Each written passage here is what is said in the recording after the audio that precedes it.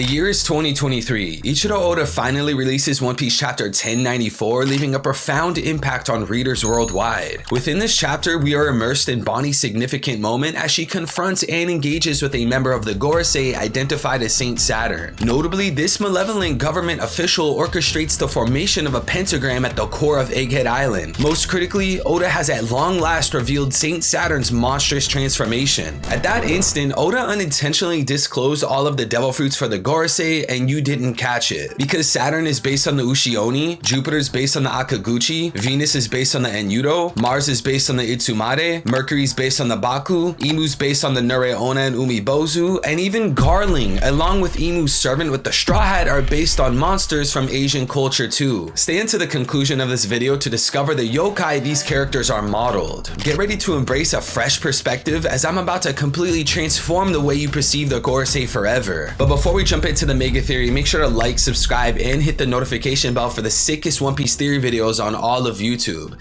And my previous channel was hacked at 33,000 subs, so make sure you're subscribed to this brand new channel. Like seriously, scroll down and double check. Saturn, the warrior god of science, will be the Ushi-oni. Again, in chapter 1094, Oda finally revealed the form of Saint Saturn. Oda drew Saint Saturn as a previous silhouette that looks like an evil monster. This monster he's based on is a Japanese yokai known as Ushi-oni. A yokai in this culture are a class of supernatural entities and spirits in Japanese folklore. And to be specific, the Ushi-oni in which Saturn is based on has a lot of amazing depth. The alternative name for the Ushi-oni is known as Gyuki. And this was foreshadowed earlier in the story because in chapter 371, Zoro used an attack straight up called Gyuki. Not only that, but during the Wano arc, Oda presented a ton of different yokai, and we even met a character that was named Gyukimaru. When you think about it, there's no way Oda is human if he's able to foreshadow these things hundreds of chapters in advance. Moving on, the head of an ox on a body like a spider is what the Ushi-oni are known to look like. We can see the similarities between the Ushi-oni and Saturn quite easily during the recent chapters. The Ushi-oni are exceedingly cruel and savage. They breathe toxic poison and eat humans. They could easily be connected to Saturn because he referred to humans and marines as insects, which is ironic because he himself is literally an insect. But he is also a Gorosei member who we have seen do horrible and evil stuff all throughout the story. Legend says when a hiker or traveler makes eye contact with the Ushi-oni, the person cannot avert his or her gaze. This person's soul or energy is drained and he or she dies. And this is exactly what we saw during chapter 1094 when Marine Fodder 3956 looked at Saint Saturn and his head exploded. I remember the days of people trying to argue the Gorosei were going to be weak old men, and honestly, I'm so glad those days are over. Now, it's also said that just encountering this Ushi-oni would result in catching an illness. Seishitsu, Lord's wife, fell incurable illness due to the curse, and this could possibly relate to how Roger on his way to Laugh Tale got an incurable illness. This played into why he couldn't accomplish his true dream that he shares with Luffy, so he gave himself up to the Marines. If Roger ran into this Ushi-oni, aka Saint Saturn, before he died, could you imagine how amazing this foreshadowing would be? Now, also during chapter 1094, Oda featured two different panels showcasing Saturn coming out of a pentagram. I believe this connects to Brook's time skip on Namakura Island during chapter 524. This was an island that was completely based on black magic and devil worshipping. We see that they wear some type of goat or sheep head on their hats, and they outright talked about black magic. They also mentioned that they pray to Satan-sama, which would connect to the malevolent deity in Christianity religion. A lot of times One Piece is just a goofy pirate comic,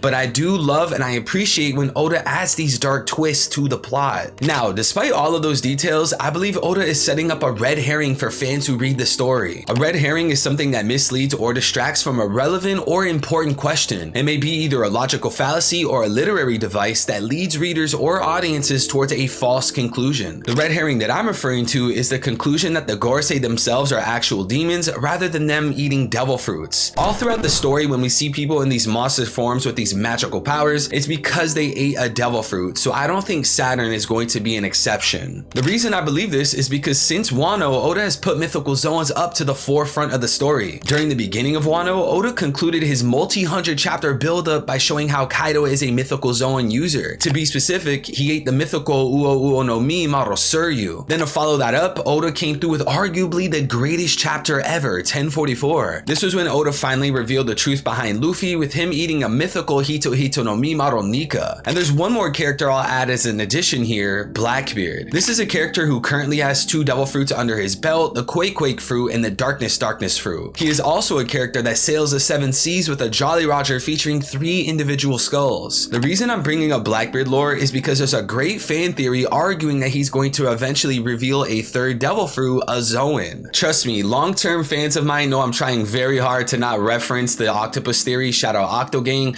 but just follow along, Blackbeard's gonna have a Zoan. We already know that the Quake fruit is a Paramecia, meanwhile the Darkness fruit is a Logia. Oda loves his patterns, and we've seen him run with this writing style all throughout the story. So taking into account his writing style, it's very reasonable to argue that Blackbeard would eventually reveal a 3rd devil fruit, a Zoan. And since he's a Yonko member, a total antithesis to Luffy, an endgame foe for the story, it makes a lot of sense he's gonna have a mythical Zoan. So when Luffy eventually fights Blackbeard, I think he's gonna somehow be just like Blackbeard, where he has Logia, Paramecia, and Zoan powers all throughout the fight. Now, you see how I'm mentioning Luffy, Kaido, and Blackbeard are gonna have mythical Zoan devil fruits? It is my sincere belief that the conclusion of One Piece is the idea that mythical Zoans are most broken when used alongside powerful Haki. So Luffy, Kaido, Blackbeard, and now the Gorosei are being set up for this type of pattern, mythical Zoans and broken Haki. We can even throw King of the World Imu into the mix, because if he's based on the Japanese yokai Umibozu, then it makes most sense he's a mythical Zoan. And yes, like I said earlier in this video, we will be talking about how Imu is connected to the Umibozu much later in the video. So circling back to the pentagram we see in both 1094 and 524, I believe there's a darker mystery behind these evil symbols. To me, it makes most sense that the Gorosei and Imu used this black magic to create devil fruits. Remember when Brook appeared in the center of the pentagram? They thought they finally spawned in a demon through their black magic. It makes most sense that Oda's hinting you could spawn things through pentagrams other than Saint Saturn himself. And if you could do these actions to grant more power to your people, this would explain how devil fruits came into existence. Especially when you couple that with the fact they mentioned Satan, creating magical powers through Satan explains why they're called devil fruits. Now that we have all of that explained, you should now understand that the Gorosei are going to have yokai-based devil fruits, which means we can now move on with the rest of this theory, talking about which each Gorosei is going to have. Venus, the warrior god of finance, will be the Makoshi and Yudo. This deity's name translates directly to the anticipating priest, and this could play into how Venus has some sort of priest-like attire and why he's always so calm and collected. They appear to be harmless traveling priests or monks, no taller than an ordinary person, but in an instant they grow abnormally tall with long claws and hair like a wild beast. I believe this relates to Venus because every view we have gotten of him so far, he looks like he's at average human height. But yet when we look at his silhouette, he has something that goes around his body that's elongated, most likely the Enyudo's long neck. It can't be the black clouds that mythical Zoans get because no other Gorosei member has something wrapped around their body. So yeah, this weird ribbon looking thing around the body of Venus is going to be explained through the body of Enyudo. People who stare at Makoshi and Yudo frozen in fear will drop dead on the spot, overcome by its presence. And this is actually strikingly similar to what we know about both the Ushi-oni and Saturn, because as we said before, Saturn had a marine killed just by the fodder gazing upon him. Whoever ends up fighting Venus in the final war, I feel so bad for them because this dude is turning out to be so OP. If they try to ignore and walk past the Makoshi and Yudo, the angry giant will crush them or pierce them with bamboo spears and branches. This could easily match what we know about Venus because he's the only Gorosei member that we see walking around with an actual sword. Some people such as myself think that this sword might be the Shodai Kitetsu, which was the highest ranking sword in the Kitetsu family. Mind you, Zoro is wielding the Sandai Kitetsu because he found it at Logtown, and he almost had the Nidai Kitetsu at the beginning of the Wano arc. So this bamboo spear that the Enyudo wields is going to be made into a metaphor when we see Venus fight people with a blade. And even just looking at art of the Enyudo, you can see his design and his blade is almost identical to Venus and his blade. All of the Gorosei yokai I'm gonna explain to you today are pretty convincing, but sheesh, this one is like spot on. Makoshi and Yudo is a popular form of shape-shifting animals. When a Makoshi and Yudo is in a result of a transformation, it carries a bucket, a lantern, and some other tool. This tool is where the shapeshifter's true body is stored. If you could snatch the object from the giant before it attacks, the spell is broken and the transformed yokai will be at its captor's mercy. If Zoro ends up fighting Venus, then it might be a difficult fight for him in terms of power, but also in terms of a puzzle. And I actually really like this for Zoro because a lot of the times it's just brute strength, he's just being a meathead, so this is pretty fun. Revisiting the Enies Lobby arc, the Straw Hats are trying to find the key to Robin's handcuffs, so maybe this will be another puzzle fight for Zoro, but this time he's trying to find where Venus's true body resides. And earlier in the story, we saw that Haki, and some may even argue souls, can be stored within blades of swordsmen. So who knows, maybe Venus has his true body or soul or something something like that embedded within his sword. Or maybe, just maybe,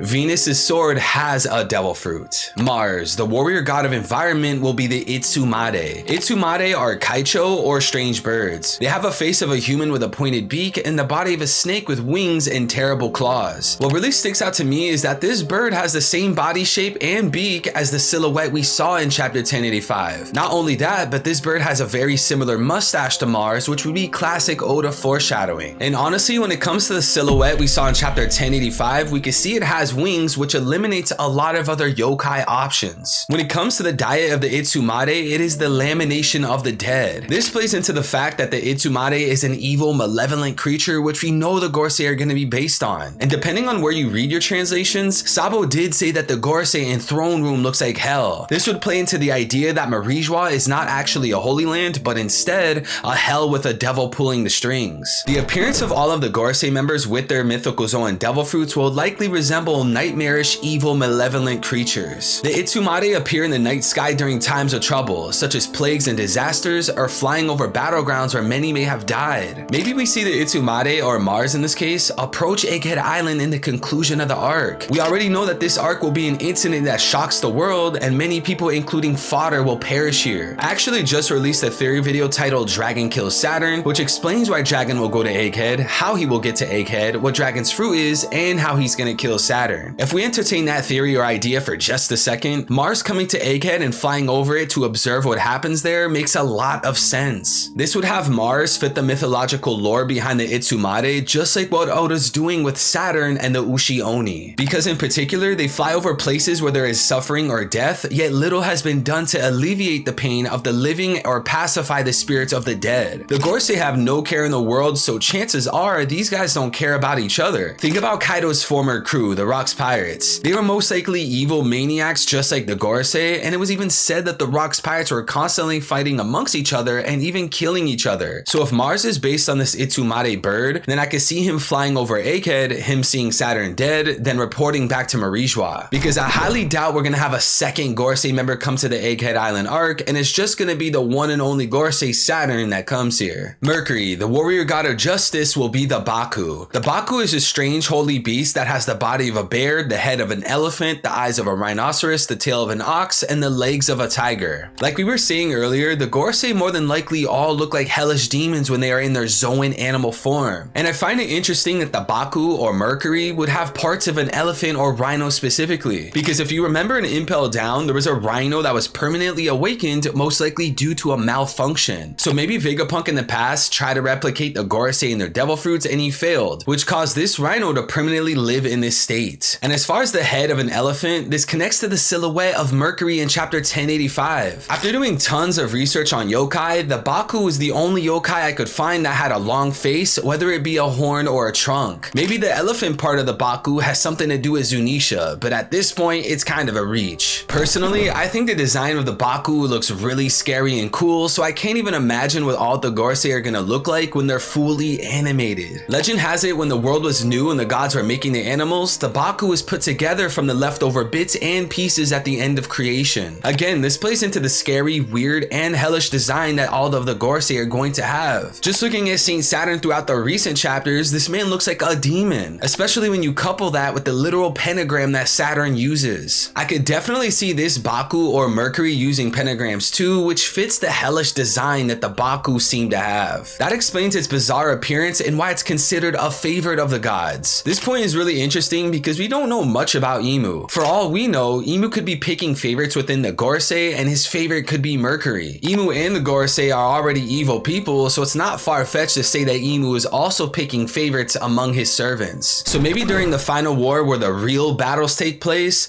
right before Imu goes down, we have to sit there and watch Mercury go down. They feed on the dreams of humans, specifically bad dreams. Dreams are a big theme in One Piece, so the Baku being a dream eater or a dream catcher fits very nicely. Think about how Blackbeard made his introduction into the story by talking about how dreams never die. If one of the people who run the world, a Gorosei member named Mercury, was a dream eater, a Baku, then that original Blackbeard speech hits different. It's very fitting for the world government, especially a Gorosei member, to devour dreams whether they are good or bad. It's definitely within Oda's writing style to have some of the larger antagonists play into the general themes of the story. Mercury. The Baku's written name and image have been used as symbols of good luck and talismans and charms throughout Japanese history. If Mercury is based on the Baku, then this tool of good luck could be something that Imu would want to abuse and manipulate. In chapter 1044, through all the dialogue from the Gorosei, it is implied that there was an era of the world government before the current Gorosei. So maybe Imu had this Baku devil fruit passed down from generation to generation, protecting Imu through good luck. And maybe even towards the end of the story in the final war, the defeat of this Baku is the end of good luck for Imu. And personally, when it comes to the Gorosei and all their yokai devil fruits, I'm most excited to see this Baku. They have a long history in Japanese folklore and art, and more recently have appeared in manga and anime. One of the anime and manga that featured the Baku was Naruto, because it was a former personal summon of Danzo Shimura. One thing to keep in mind is that the author of Naruto, Kishimoto, is actually best friends with the author of One Piece, Oda. That's why in the final chapter of Naruto, Kishimoto drew the Straw Hat Jolly Roger on a mountain monument dedicated to the main character. And even on the cover of chapter 766, Oda drew a panel showing Luffy and Naruto eating at Ichiraku Ramen Shop as a shout out to the ending of Naruto. I personally love the relationship between Oda and Kishimoto, but it makes a lot of sense that these two best friends would have Baku representation in their stories. Another manga that used the Baku spirit is a manga called Baku. Takeshi Yusugi knows he's not an ordinary 16-year-old boy. His mother thinks he's not a human and it's driving her crazy. She can't be trusted to not abuse him and lives in a mental institution. When Takeshi agrees to model for his father's friend, his face on billboards brings a lot of attention. Suddenly there are many people taking an interest in him, some with very unusual powers just like Takeshi. He soon finds out that he is the reincarnation of the Baku, a spirit that devours people's nightmares. So with that being said, a lot of different manga and anime use Baku representation in their stories, and I think Oda is going to be an addition to that very long list. Jupiter, the warrior god of agriculture, will be the Akaguchi. Now one thing that needs to be made clear is that the Akaguchi is also known by the name of Akashita, and the two names are basically interchangeable. So if it turns out that Jupiter is based on the Akashita, we just have to understand the Akashita and the Agakuchi are just the same thing. Only the shape of its hairy, monstrous face and long bestial claws are known. The rest of its body is perpetually hidden inside of a dark cloud, black clouds in which it lives. After searching through a ton of yokai, the situation was just like the Baku yokai. I could only find one yokai that fits the silhouette in chapter 1085. But being in the Akaguchi mythology that only the monstrous face is known about it, this could be why Jupiter's silhouette is just a big blob or face. It would be Oda staying tried and true to the real life mythology and lore that people have been living with for centuries. Oda likes to be spot on with his mythology and religions all the time. Just think about Hanumanji. Just like Hanumanji, Luffy ate the sun thinking it was a fruit. Akaguchi is portrayed above a floodgate due to its association with the use of water in a farming country. So what needs to be understood is that the Akaguchi yokai is something that's from the culture of farming. And when it comes to farming, we need to understand what agriculture is and what it means. Agriculture is the broad term for everything that goes into growing crops and raising animals to provide food and materials that people can use and enjoy. Farming, which involves cultivating the land and raising livestock, is one part of agriculture, which also includes plant science. Now, the reason it's so important to connect Akaguchi to agriculture is because Saint Jupiter is the agriculture warrior god. So with the Akaguchi lore, when it comes to its face being the only part of its body being known, and the Akaguchi also being related to agriculture, it makes a lot of sense to me that the Akaguchi is the representation of Jupiter. During droughts, some would siphon above the allotted amount of water for their personal fields, which was a crime that could cost neighboring farmers their livelihood. These are more connections between Akaguchi and agriculture, which fits the title of agriculture warrior god that Jupiter is said to have. And I'm curious to see how far Oda's willing to take this, because maybe in Jupiter's upbringing, he was terrorizing his country with his devil fruit. This would be a similar situation to Crocodile and Enel, who both use their devil fruits to abuse their countries. Could you imagine living in the One Piece world as a normal human and you're getting terrorized by an Akaguchi devil fruit and insane Haki? Like, good lord. Though some sources say Akaguchi is simply an omen of bad luck, others represent Akaguchi as a protective spirit. Earlier in the video, we talked about how Mercury could be used as a good luck charm through manipulation. This could be a similar case where Imu manipulates the bad effects of Akaguchi's bad luck to Imu's advantage. But it's also interesting that again, others represent Akaguchi as a protective spirit. Being that the celestial dragons call themselves gods and the Gorosei want to maintain power at the top, it makes a lot of sense that Imu would have an Akaguchi on his team. Among the various yokai we're visiting today, I think Jupiter is one of the most convincing interesting ones. Imu, the warrior god of slavery, will be the Nure-onna and Umibozu. Now technically speaking, we cannot confirm the type of god Imu is, even though I strongly believe that Imu will be the warrior god of slavery. The reason for this is because all 5 of the Gorosei members are based on sectors of society. And when I say sectors of society, that's just not any random phrase or sequence of words. Sectors of society is essentially pieces of a civilization that help it run and thrive in power. For an example, finance is a sector of society, which is what Venus is in charge of. And agriculture is another sector of society, which is what Jupiter's based of. The list of sectors go on,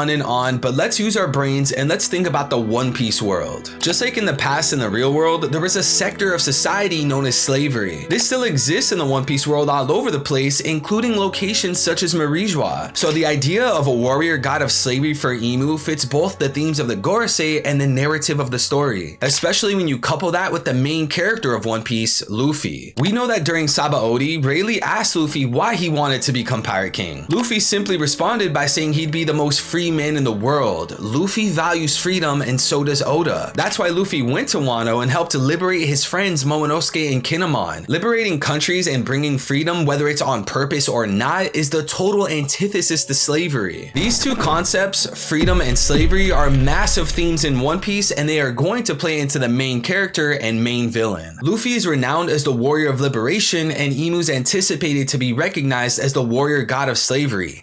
Two diametrically opposed titles that represent complete contrasts. With that out of the way, we can now move on to the topics of Nure-onna and Umibozu when it comes to the yokai of Imu. The first and most obvious point is in the name of this yokai, the Nure-onna. In chapter 1085, the chapter we keep referring to, we learn that Imu comes from a family known as the Nure-onna family. This family and where they're from is unknown at the moment, but the point and conclusion remains the same. If the Gorosei are based off yokai and there's a yokai named Nure-onna, it makes a lot of sense that Imu too is based off of a yokai, including the Nure-onna. Its habitat are coasts, rivers, and other bodies of water native to Kyushu. When most people think about Imu, they think about the large monsters that throw their bark. I have made videos in the past agreeing with that conclusion, and I even speculated that Imu is based on the Umibozu. We'll be talking soon about how the Umibozu plays into Imu, but let's refocus onto the Nure-onna. Since it loves being in the ocean, Oda could have been using that thriller bark scene as a 2-in-1 for Imu. Could you imagine how mind-blowing that is? We were wondering what Imu looked like for hundreds of chapters. Little did we know, Oda already showed us back in Thriller Bark. Nure-onna are vampiric sea serpents who haunt shores and rivers looking for humans to eat. Now it's interesting that the Nure-onna would be based on a snake, because think about the Skypiea arc. During that arc, we got the legendary Nolan flashback where everyone assumed he was a liar. During that flashback, we see that the people of Shandor were doing some wild human sacrifices. The young woman who is getting sacrificed says she was doing it in honor of the sun god, who we later learned was Nika. But at that time, this god of Shandor that was being worshipped was a giant snake known as Kashigami. It turns out that this snake, Kashigami, was a false god that people of Shandor worshipped as king. I believe Imu being part snake or part serpent would play into that false theme that we see throughout the story. And even think about Enel during the same arc, Skypiea. He too was a false god that everyone there was forced to worship. There are two variations of this yokai, one without arms, which resembles an enormous sea serpent with a woman's head, and one with human-like arms. I think it's pretty clear that if Nure-onna plays into Imu, Oda will take the design of the one with human arms. And the conclusion to that is pretty simple. We saw Imu climbing down the throne with two arms being visible. And there's also a very old manga named Gegege no Kitaro back from 1960. In that manga, there's tons of yokai representation, and two of them happen to be the Nure-onna and Ushi-oni. In the manga and anime, the Nure-onna and Ushi-oni were actually best friends, but most importantly, the Nure-onna had two arms. So yeah, it's most likely that Oda will replicate what they did in Gegege no Kitaro, as well as Japanese real-life lore. When the prey approaches, a Nure-onna will plead with their victim to hold their baby just for a moment so she can rest. If he agrees and takes the bundle, the baby becomes as heavy as a boulder and the victim is unable to move. This seems strikingly similar to both the Enyuro that inspires Venus and the Ushi-oni that inspires Saturn. And this is because in chapter 1094, Saturn was able to use his fruit to make people's heads explode. But more importantly, in chapter 1095, Saturn was able to freeze everyone near him to the point they couldn't move. If Nore-onna Imu was based on Nure-onna, then it would make sense that Saturn, Venus, and Imu all have devil fruit powers that freeze people. To me, it seems pretty clear that Oda is staying tried and true to the real life lore behind these yokai. Nure-onna frequently appear together and cooperate with Ushi-oni Ushi-oni as they inhabit the same environment and share the same diet. Not too long ago, I mentioned a manga from 1960 called Gegege no Kitaro. As I said, it featured both the Ushi-oni and Nure-onna with two separate arms. But even that manga slash anime followed real life Japanese lore by having the Ushi-oni and Nure-onna act as best friends. So it makes a lot of sense to base Saturn off the Ushi-oni and have Saturn work for Imu, the Nure-onna. That point right there is one of the most convincing evidences that at least a little bit the Nure-onna will play into the character of Imu. Now moving on to the second yokai Imu's made up of, the Umibozu. Perhaps no other aquatic yokai is as mysterious as giant Umibozu. Their true form is unknown. Umibozu are only ever seen from the shoulders up, but they appear to be roughly humanoid in shape with inkly black skin and a pair of large round eyes. Earlier in the Nure-onna explanation, we talked about the Florian Triangle monsters at the end of Thriller Bark. What we see from that seems eerily similar to the description of the Umibozu. But not only that, it also seems way too similar to the panels we got of Imu crawling down the empty throne. And I know many of you guys have heard the detail of Imu backwards being Umi, and that would play into Umibozu,